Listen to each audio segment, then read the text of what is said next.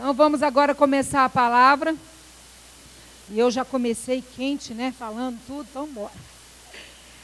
Nós estamos numa campanha que eu sei que foi completamente direcionada por Deus,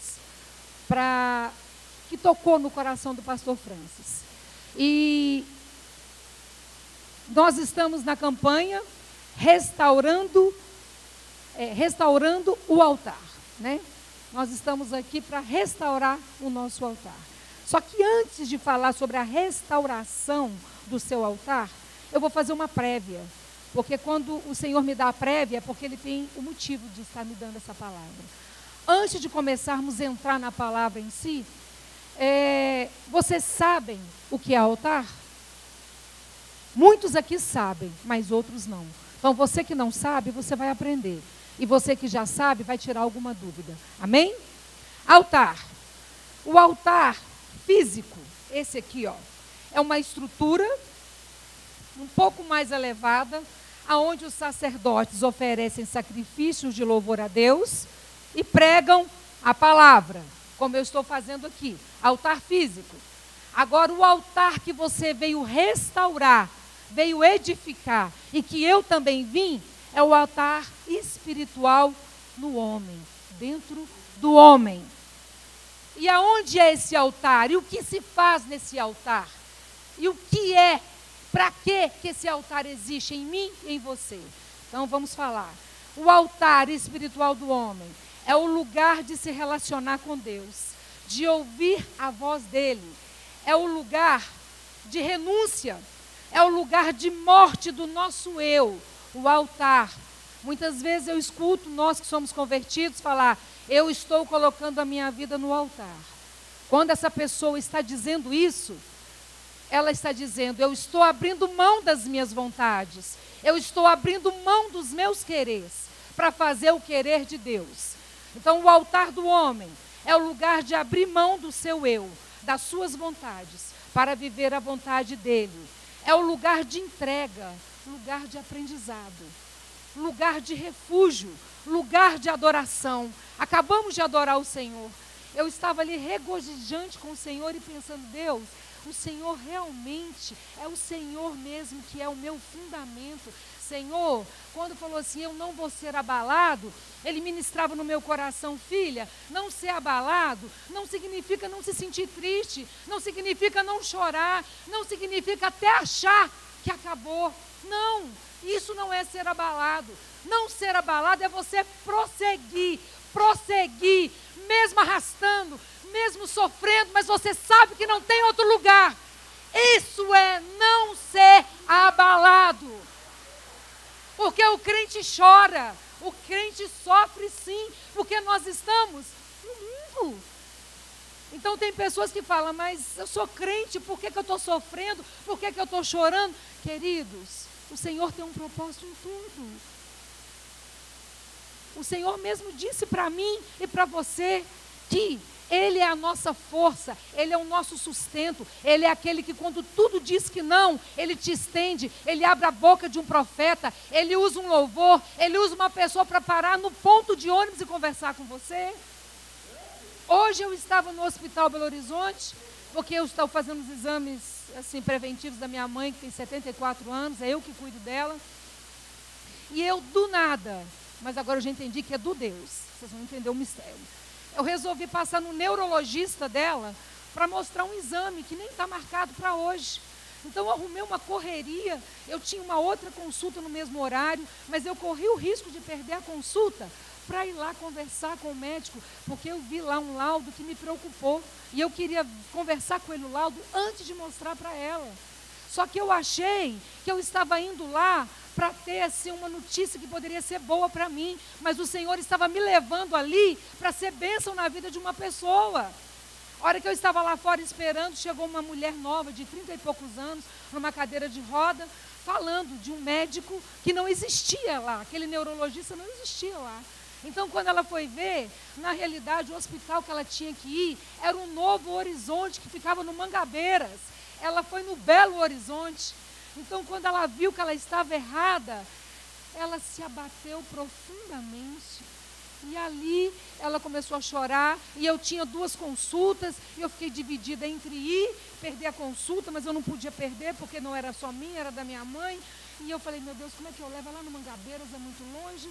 E aquela mulher saiu, quando a carredeira de roda foi sendo levada, porque ela está mancando, está com um problema, né? Eu deixei ela sair, mas o Espírito Santo falou comigo, vai atrás dela. E aí eu fui atrás dela, eu corri pelo corredor, peguei ela no elevador. E ali, quando eu peguei ela no elevador, o Senhor me deu palavras para falar com aquela mulher. E eu não pude levá-la, mas eu fui um instrumento de Deus para que ela pudesse chegar naquele lugar.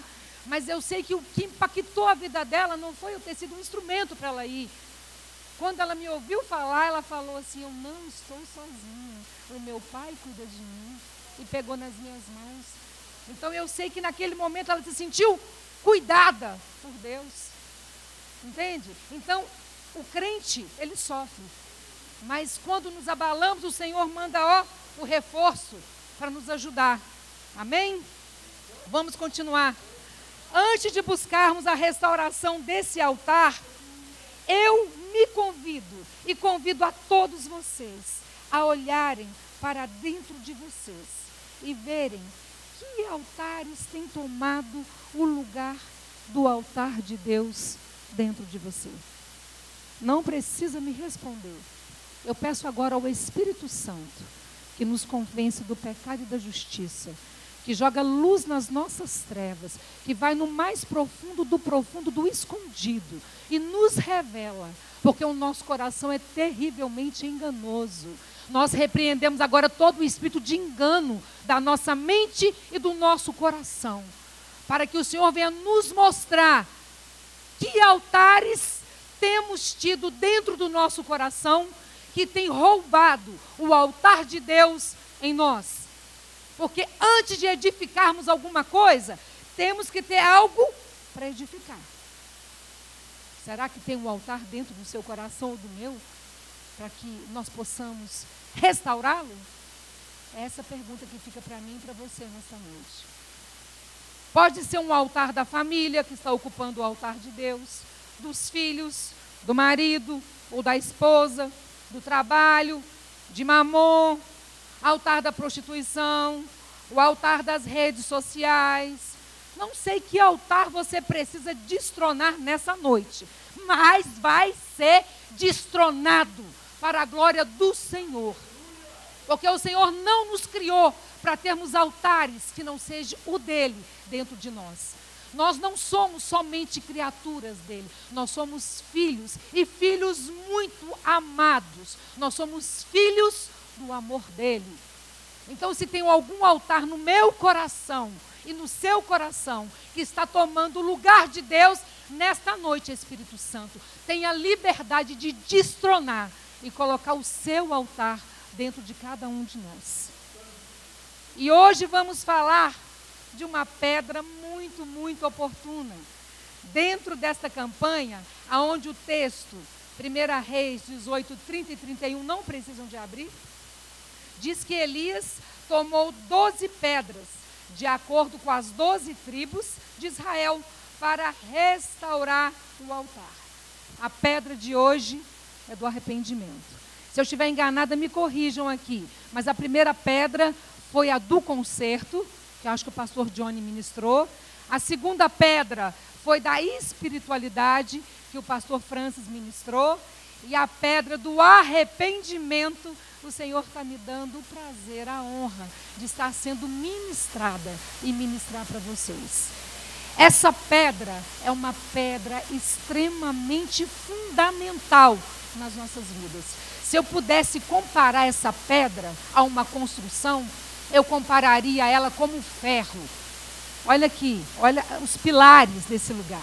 Tem muitas coisas aqui para cima, mas tem muito mais fundamentos aqui para baixo. Se não tiver um ferro de uma grande polegada, cimento e todo o resto, não consegue manter essa estrutura. E se nós quisermos ter uma vida com Deus, nós temos que estar fundamentados no arrependimento. E vocês vão entender o porquê. Agora vocês podem abrir a Bíblia. Atos 3, 19. Essa água aqui, vou tomar. Se não for, vou descobrir o segredo de alguém que tomou ela. Amém?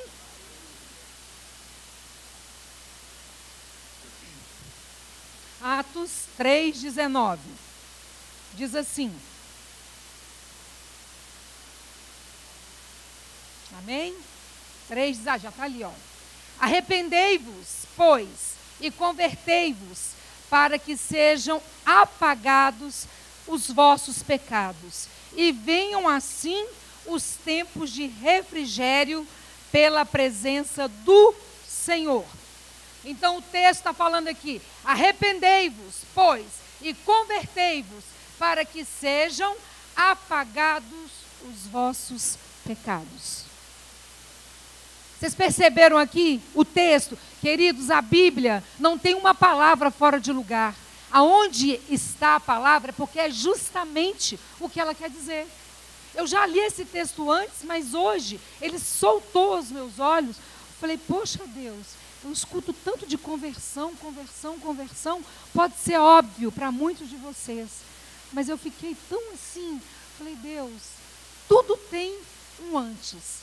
Para que eu possa me converter, primeiro eu tenho que me arrepender.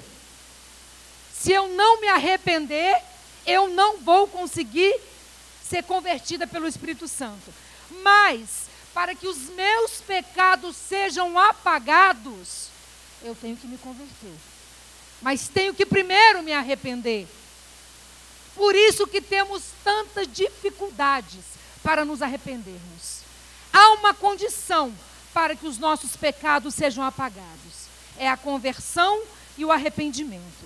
O arrependimento nas Escrituras vem da palavra hebraica Naam. Eu estou falando abrasileiradamente, porque eu não sei falar hebraico, mas está escrito lá, né? No lugar que eu pesquisei.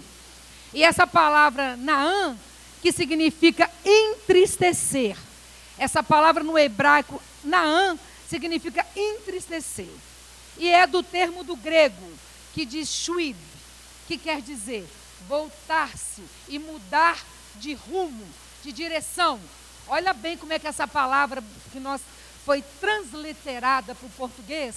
Olha, as raízes dela são raízes. Eu estou mostrando para vocês as raízes, porque não tem palavras no português que consigam muitas vezes traduzir assim na essência o hebraico e o grego, aonde foi escrita as Bíblias primárias, né? Então, olha aqui, a raiz do arrependimento vem da palavra entristecer, voltar-se e mudar de direção. Então tem tudo a ver com arrependimento. O arrependimento é uma tristeza que nós vamos ver aqui durante a ministração, e é um mudar de direção. Para nós, significa metanoia, mudança de pensamento. Portanto, o arrependimento é um estado de tristeza, movido pelo reconhecimento dos erros cometidos, que alteraram o comportamento do indivíduo. Olha bem o que é o arrependimento. O arrependimento é um estado de tristeza movido pelo reconhecimento dos erros cometidos, que alteraram o comportamento do indivíduo. Ou seja, eu não costumo ter aquele tipo de atitude, mas eu errei, eu pequei. Mas o que o arrependimento causa em mim? Esse sentimento do arrependimento, dessa tristeza, ele faz dessa forma comigo e com você. Assim sendo, ele abandona as más condutas e se volta para Deus, para alcançar a paz de espírito que só a presença dele nos traz. Então, simplificando todas essas palavras aqui, o arrependimento nada é mais do que o reconhecimento, uma tristeza profunda de que eu errei. Eu não posso continuar daquela forma. E por causa disso, o que eu faço? Eu paro de fazer o que estou fazendo e dou uma volta de 180 graus. Eu mudo de direção. Porque se não houver arrependimento, ninguém muda de direção. Vimos no texto acima que o arrependimento é a base do nosso relacionamento com Deus. Pois Só através do arrependimento genuíno é que conseguimos deixar o pecado, dar meia volta e seguirmos em frente, em outra direção. As pessoas muitas vezes confundem o arrependimento com remorso. Vamos ler, 2 Coríntios 7:10. Muitas vezes as pessoas me questionam nos atendimentos, nos aconselhamentos: pastora, qual que é a diferença do remorso para o arrependimento? Para mim é tudo igual. Eu não sei se alguém tem essa dúvida aqui, mas se você tem, hoje você vai deixar de ter. 2 Coríntios 2, 2 Coríntios 7:10, diz assim: porque a tristeza, segundo Deus, produz arrependimento para a salvação, que a ninguém traz pesar, mas a tristeza do mundo produz morte. Porque a tristeza, segundo Deus, produz o arrependimento. Então, o arrependimento não é porque eu quero me arrepender. É uma tristeza vinda do próprio Deus, que quebranta o meu coração e me mostra que eu fiz coisas que não deveriam fazer, que eu estou indo por caminhos que não foram o que Ele escreveu para mim. O arrependimento é isso. E outra, o arrependimento ele nos faz mudar. Nós nunca mais conseguimos fazer a mesma coisa. Exemplo meu, há um tempo atrás, no princípio da pandemia, quando ficou tudo tão fechado, né? E no meu trabalho ficou muito difícil pagar aluguel, pagar funcionário, fazer tantas coisas, porque nós ficamos tantos dias fechados. E nos relâmpagos assim, que o prefeito nos permitiu abrir, eu fui trabalhar. Só que por causa da pandemia, tudo ficou fechado. Então as contas não chegavam, porque ficavam no meio da rua e elas iam embora. Então, quando nós conseguimos abrir, era um dia que eu precisava muito daquela luz. Chegou um cara da CEMIG lá, e eu, na maior boa vontade, falei: não, pode entrar, porque o relógio fica atrás do balcão. E eu, na maior simplicidade, falei: não, pode entrar para você ler e tal. Aí, na hora que eu entrei lá para dentro, eles me chamaram. O rapaz veio cortar a luz. Eu falei: cortar a luz? Como assim cortar a luz? Porque era débito automático. Eu não sei o que aconteceu.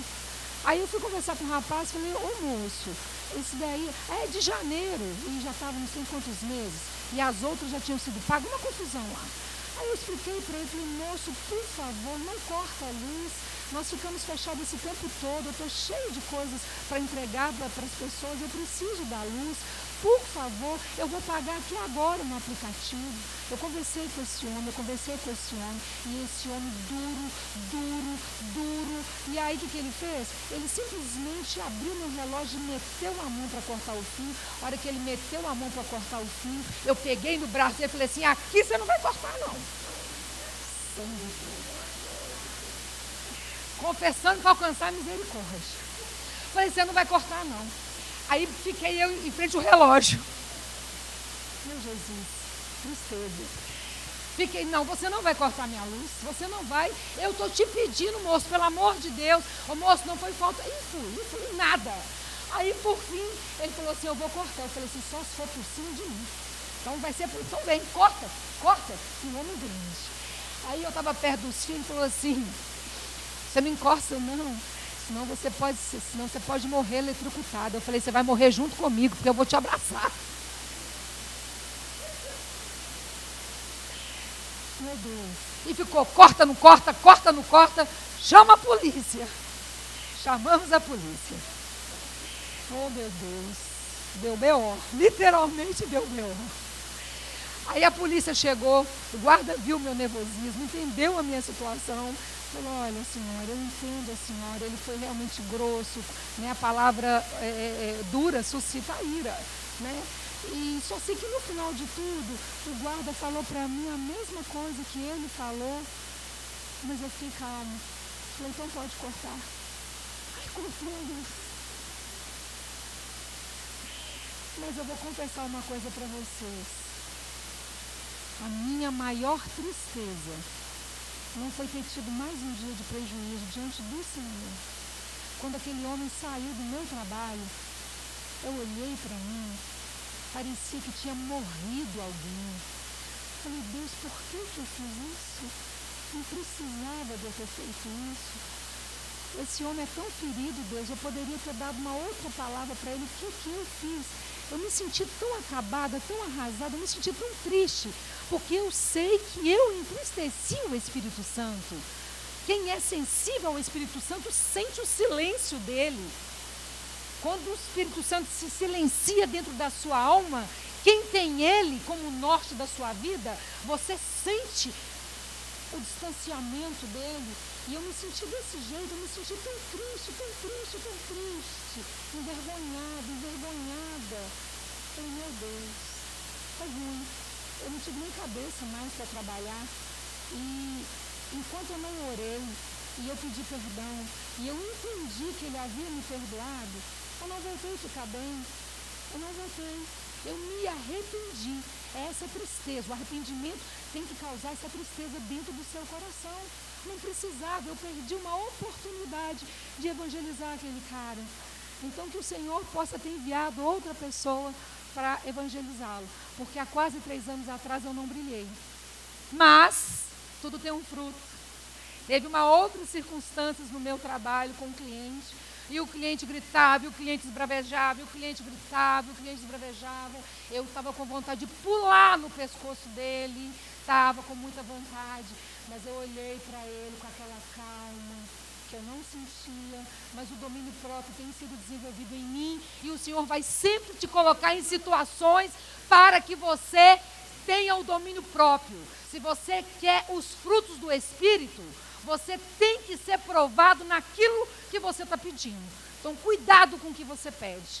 E ali o cliente estava nervoso por uma coisa que ele havia feito errado. E ele gritando. Por fim, eu falei baixinho. Por que o senhor está gritando? Eu não estou gritando com o senhor.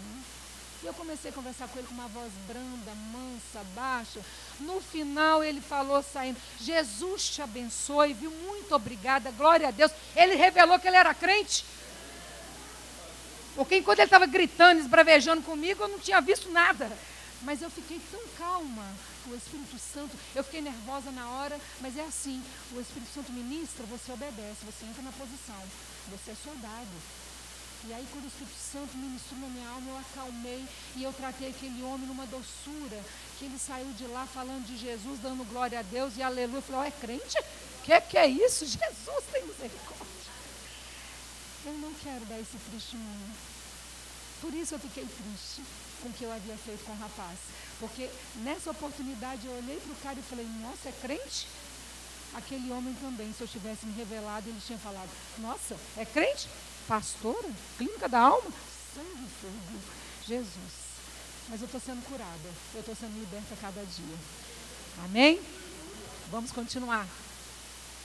Os 2 sentimentos são marcados por grande tristeza e angústia, mas são completamente diferentes em seus resultados.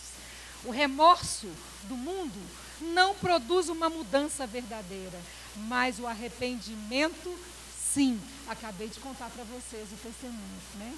Por quê? Porque o remorso é a tristeza de ter o seu pecado descoberto e ter que enfrentar as consequências, não pelo ato em si. O remorso é isso. O remorso, você sente aquela angústia, aquela tristeza, aquele sofrimento que até parece muito com arrependimento.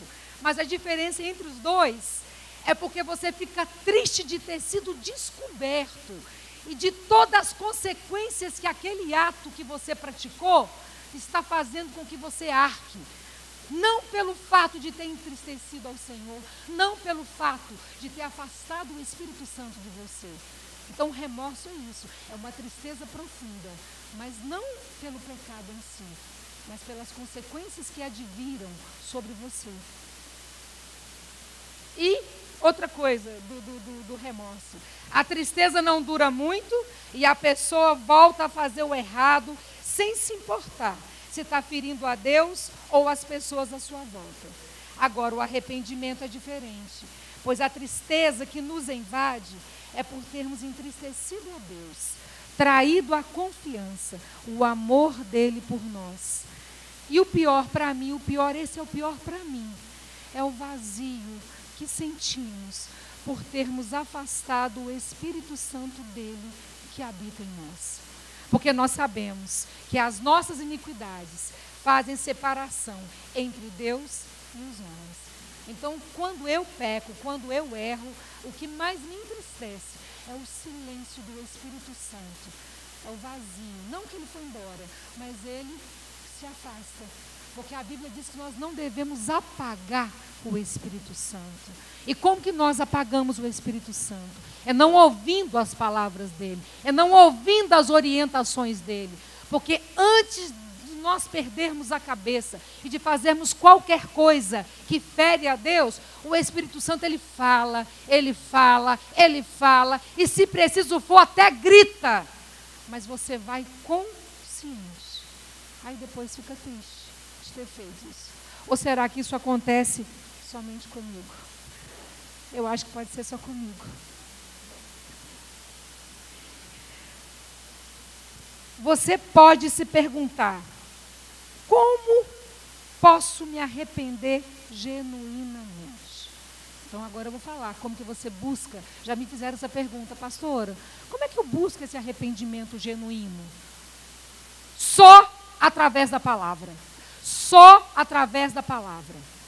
Pois ela nos confronta, nos norteia e por mais que não queiramos, ela nos mostra a verdade, através do Espírito Santo que nos convence do pecado e da justiça. Só através da palavra que somos confrontados. Essa palavra que é uma palavra confrontadora. Só através da palavra, lendo a palavra, escutando ministrações, buscando a presença do Senhor.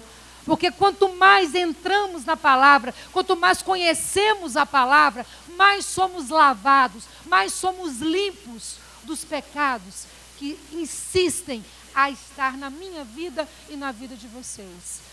Quer o verdadeiro arrependimento? É isso que eu estou buscando. Eu estou buscando conhecer a palavra. Eu estou buscando conhecer o Deus a quem eu sirvo. Eu estou buscando a não ser tão sanguínea, a pedir a Ele: Senhor, acalma o meu coração, Senhor, me acalma, Senhor, me ajuda. Porque eu tenho vivido. Tudo que acontece comigo por desobediência, eu vejo aqui. E todos os bônus que eu recebo por obedecer, eles também estão descritos aqui. Continuando. Eu vou falar para vocês, estamos caminhando para o final, alguns passos para esse arrependimento. Primeiro, o pecado tem que ser visto, ser reconhecido por aquele que o cometeu. Queridos, você quer se arrepender? Não adianta você esconder. Muitas vezes as pessoas chegam perto de mim e falam assim: pastora, é porque eu estou com um problema. Pecado agora mudou o nome. Eu estou com um problema. Pecado é pecado. E pecado tem nome. Eu já logo falo, porque o Senhor me usa dessa forma. Eu falo: não, querido, isso não é um pecado, isso não é um problema. Isso é um pecado. Não muda de nome, não. Porque do Senhor não se zomba, do Senhor não se escarnece, não tem como enganá-lo. Ele sabe de todas as coisas. Então, o primeiro passo para um genuíno arrependimento: peça ao Espírito Santo para tirar a sua máscara, para te mostrar o que está debaixo, muitas vezes, da religiosidade que nos vestimos. Nos vestimos de religiosos, de santos, mas dentro de nós somos verdadeiros sepulcros caiados. Corações que não perdoam. Corações que olham para uma pessoa e falam mal o tempo todo. Corações que apontam. Corações que querem muita misericórdia para ele, mas quer justiça para o outro. Senhor, o Senhor está vendo o que está acontecendo. O Senhor está vendo o que aquela pessoa está fazendo comigo. Que o Senhor julgue entre mim e ele.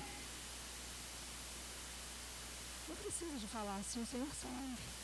Ele sabe de todas as coisas. O que a palavra diz para mim e para você? Que nós devemos abençoar aqueles que nos perseguem. Como é difícil. Tem hora que eu abençoo situações e pessoas que eu confesso para vocês, a palavra sai rasgando a minha boca, assim, ó, vai rasgando o meu coração, vai rasgando a minha boca. Mas eu preciso de obedecer. Eu preciso de obedecer. Eu preciso de obedecer. Eu não posso deixar que o diabo que está na vida daquela pessoa, porque nós sabemos que a nossa luta não é contra aquela carne, é contra o que está sobre aquela vida. Eu não posso deixar que aquela pessoa, além de me infernizar aqui nessa terra, me roube a salvação. Eu não posso deixar isso. E o Senhor falou comigo como eu posso impedir.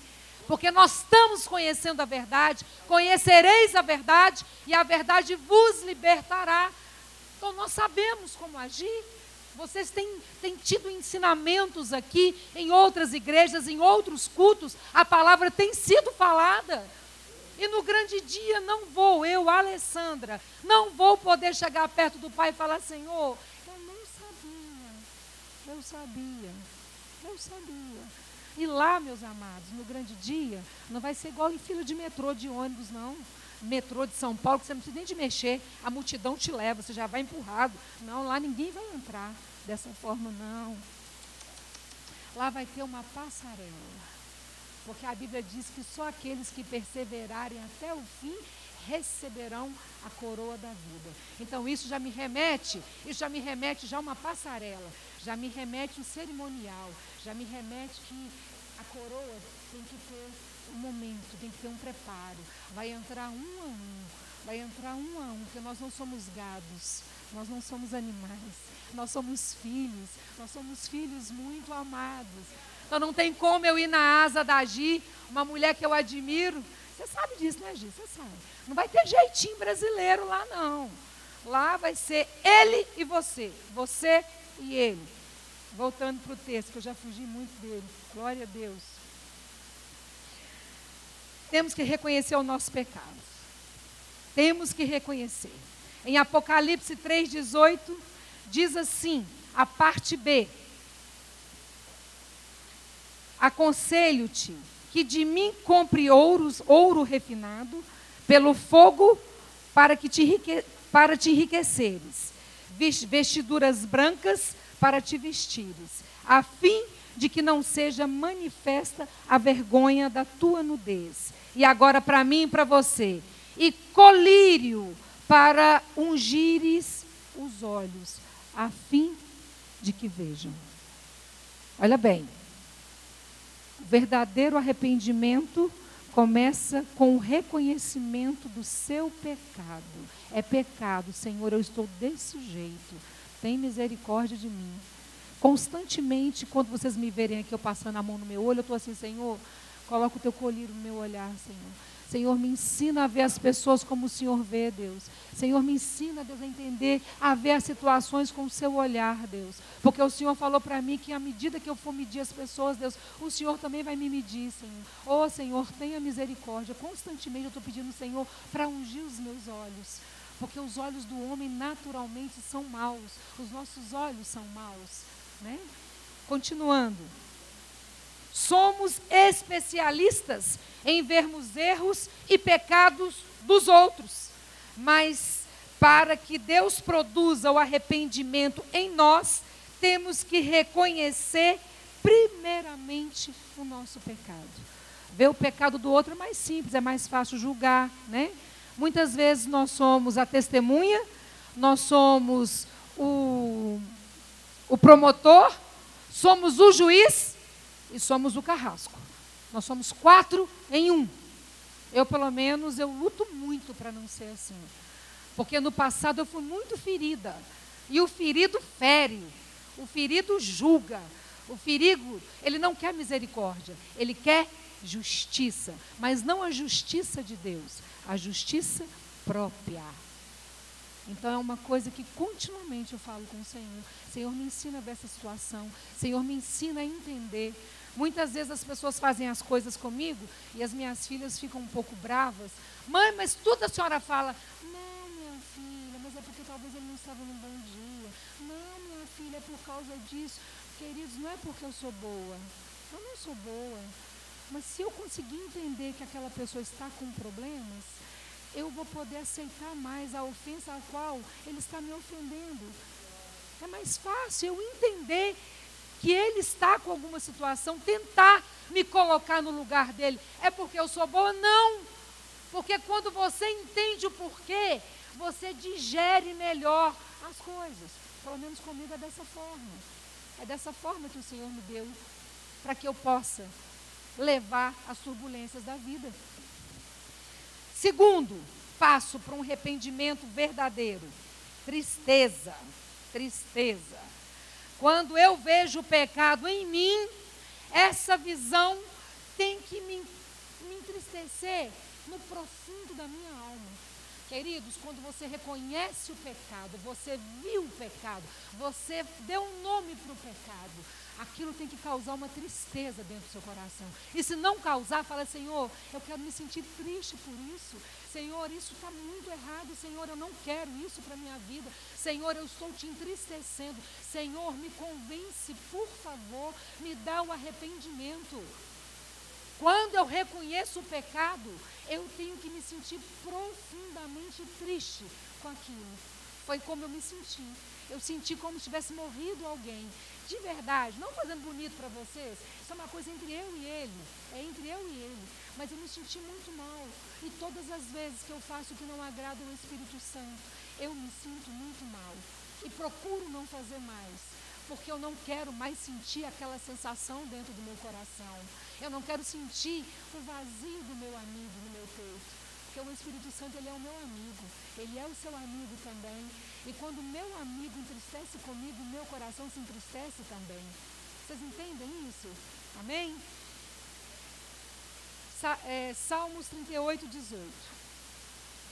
Quando eu vejo o pecado em mim, essa visão tem que me causar tristeza e confesso a minha iniquidade, suporto a tristeza por causa do meu pecado. Isso é Davi falando. E essa tristeza, quando vem da parte do Pai, ela vem acompanhada pela fé. Quanto mais sinto a amargura do pecado, mais eu quero estar perto da doçura da santidade do Pai. Quanto mais eu me entristeço com o pecado que eu cometi, mais eu vejo que ali não é o meu lugar. Mais eu quero correr para o abraço dele, mais eu quero correr para o refrigério dele, mais eu quero correr para a doçura dele.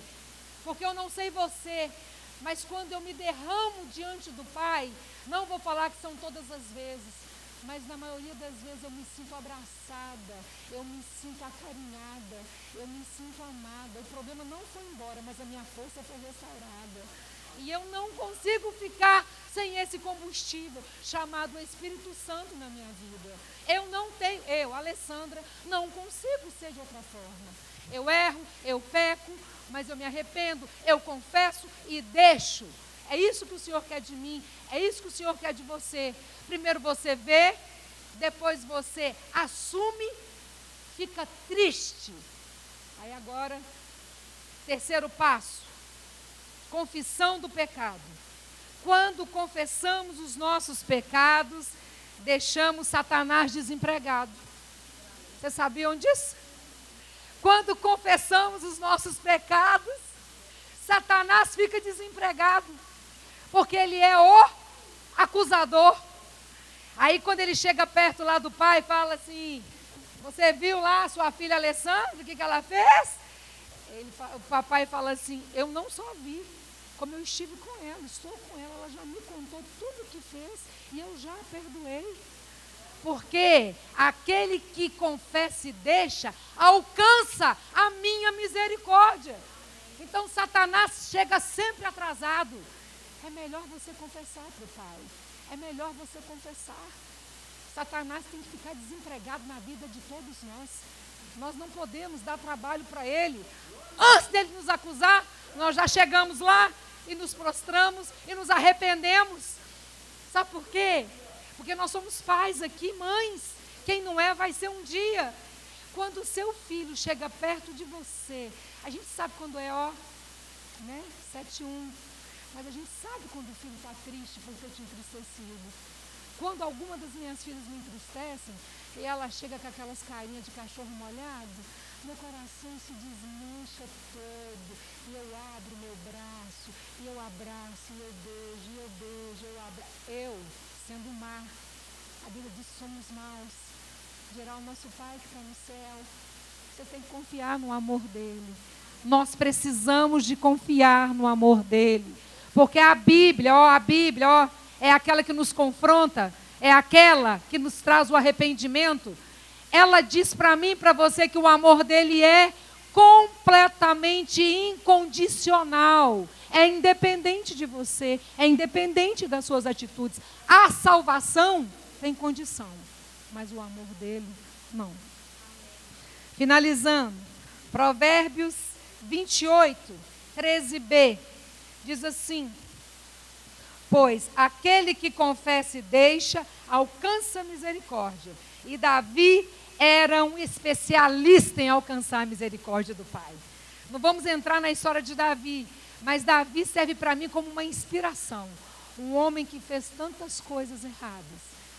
Foi um homem segundo o coração de Deus.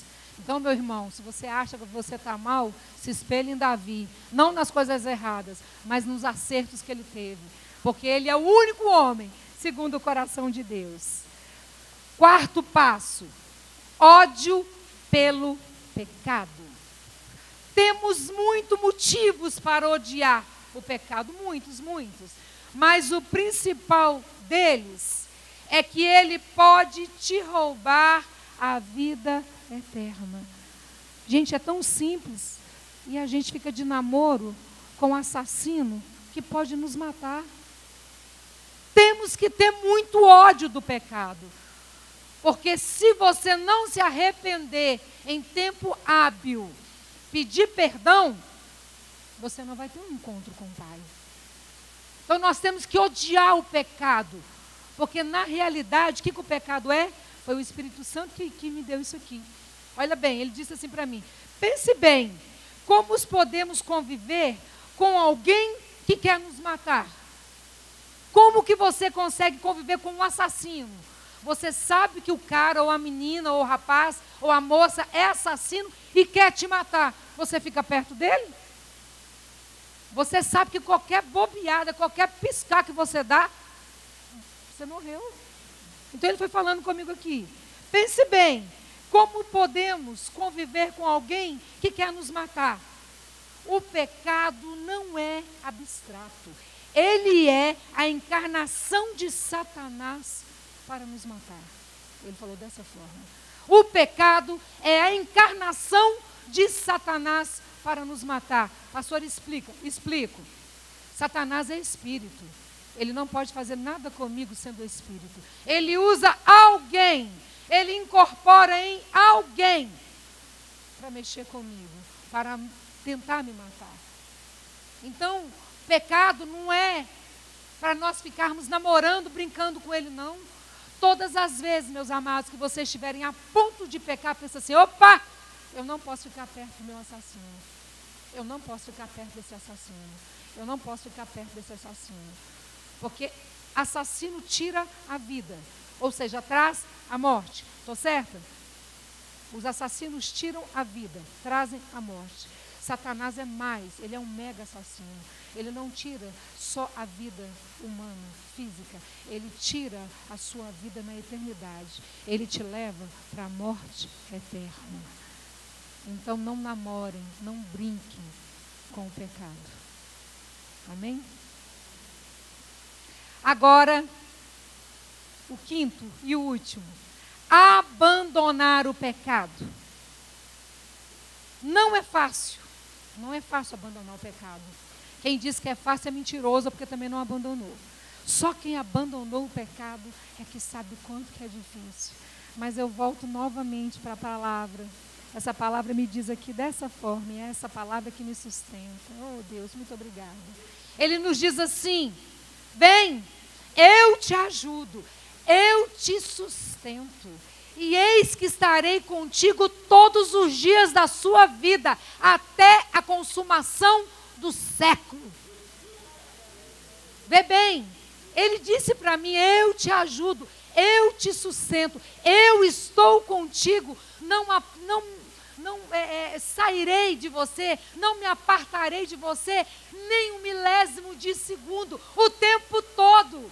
O nosso Deus, que primariamente é o nosso Pai, é o Todo-Poderoso, que pode todas as coisas e que me ama incondicionalmente. Como que eu não vou dar conta de sair desse pecado? Se Ele está de braços dados comigo, não é eu que estou com o braço nele, é Ele que está com o braço em mim e me segurando, porque Ele sabe da sua fragilidade, Ele sabe da minha fragilidade, Ele sabe que um vento nos faz sair de perto dEle. Há muitos anos atrás eu fiz um ato profético com o Senhor, entreguei literalmente para Ele as minhas mãos. Falei: Senhor, eu estou te entregando aqui as minhas mãos, eu estou me entregando de novo para o Senhor. E eu vou te pedir, se em algum momento de diversidade, de tristeza, eu quiser te soltar, não me solte. Mesmo que eu te pedir, não me deixe. Eu abro mão do meu livre-arbítrio. Eu não quero mais escolher se eu quero ficar ou se eu quero ir. Eu agora vou ficar. Porque se eu segurar nas suas mãos, Deus, em algum momento eu posso soltar. Mas eu sei que o Senhor de maneira nenhuma soltará as minhas mãos. Amém? E agora eu volto novamente na pergunta do princípio. Que altares têm tomado o lugar de Deus em sua vida? Que altares? Hoje é dia do arrependimento. É dia de salvação. Porque Ele não quer só restaurar altares aqui nessa noite. Ele quer fazer novos altares. Ele quer fazer tudo novo em sua vida. Eu não sei se você só está aqui no processo de restauração, se você está no processo de edificação, mas eu quero te dizer que o Senhor tem algo novo para você nessa noite. E essa pedra do arrependimento, nós entendemos durante a ministração, que não tem pedra maior ou menor, mas tem pedras que são fundamentais. Porque só através do arrependimento é que nos convertemos. E através da nossa conversão, deixamos de pecar. E quando nos arrependemos, o Senhor nos dá vitória. Então a sua salvação e a minha salvação começa no, repitam comigo, arrependimento. No arrependimento. E agora eu quero que vocês fiquem de pé. Porque nós vamos fazer um ato profético. Papai me deu esse ato profético aqui. Eu sentadinha ali, na hora do louvor. Eu quero que todos vocês, que sintam que tem que restaurar o seu altar, ou que tem que edificar o seu altar, dê um passo aqui para frente. Quando você está dando esse passo aqui para frente, você está dizendo para Satanás que tentou te segurar, que tentou te destruir: eu saio agora desse lugar de trevas e entro no lugar da luz. É isso que você está fazendo aqui agora nessa noite. Amém? Todos.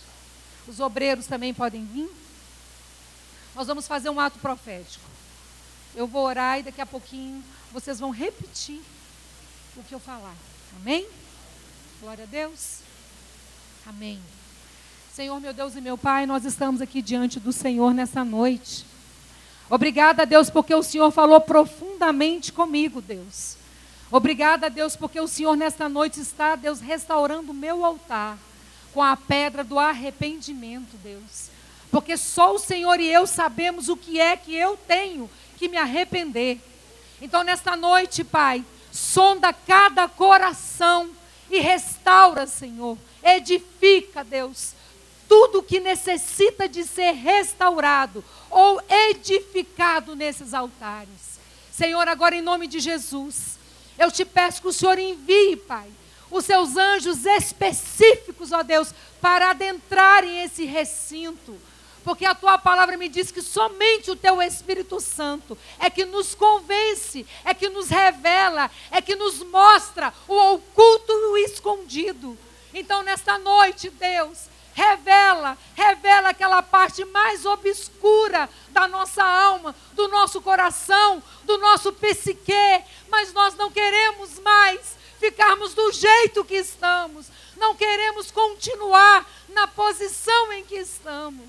Queremos, Senhor, estarmos atentos à Tua palavra. Queremos, ó Deus, adentrarmos nos santos dos santos, ó Deus, naquele grande dia. Queremos receber a coroa. Mas se não houver o arrependimento, Deus, nada disso acontecerá. Então, nesta hora, Pai, nesta hora, com os anjos apostos ao lado de cada um dos seus filhos, porque eles são seus filhos, eu também sou sua filha. Eu te peço agora, em nome de Jesus, ajudem eles, ó Deus, e me ajude também a derrubar todos os altares que não provêm do Senhor. Repitam comigo agora: Senhor meu Deus e meu Pai, com voz de guerreiro, gente, porque é guerra, Satanás não brinca de ser diabo. Ele é um assassino, ele é um roubador da sua vida eterna, mas não vai ser mais, porque o reinado dele na sua vida, na minha vida, acabou agora.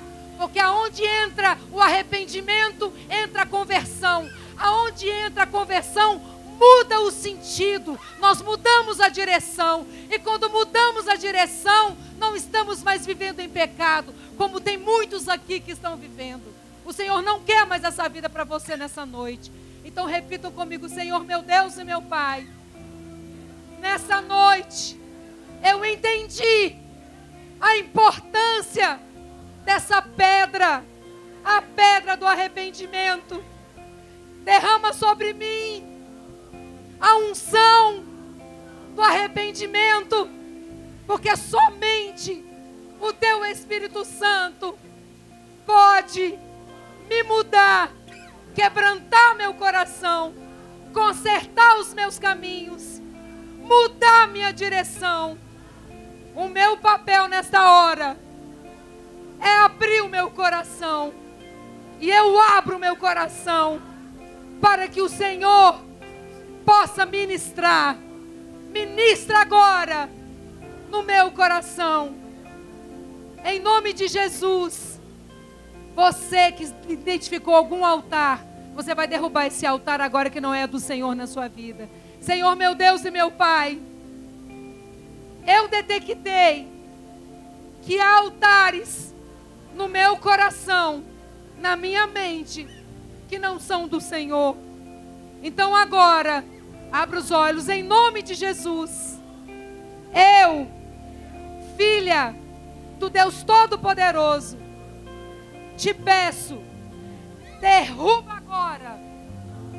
agora esses altares que não são seus. Vai quebrando esses altares, vai trazendo na sua memória o que é. Vai quebrando agora todos os altares que não são do Senhor, em nome de Jesus. Senhor, quebra esses altares. Senhor, quebra esses altares. Altares, ó Deus, da prostituição, altares das redes sociais, altares familiares, todos os altares que não provêm do Senhor. Vai quebrando agora, Deus, em nome de Jesus. Vai esmiuçando agora, Deus, em nome de Jesus. E agora, Senhor, livre desses altares. Livre desses altares que não eram seus. Eu te peço agora.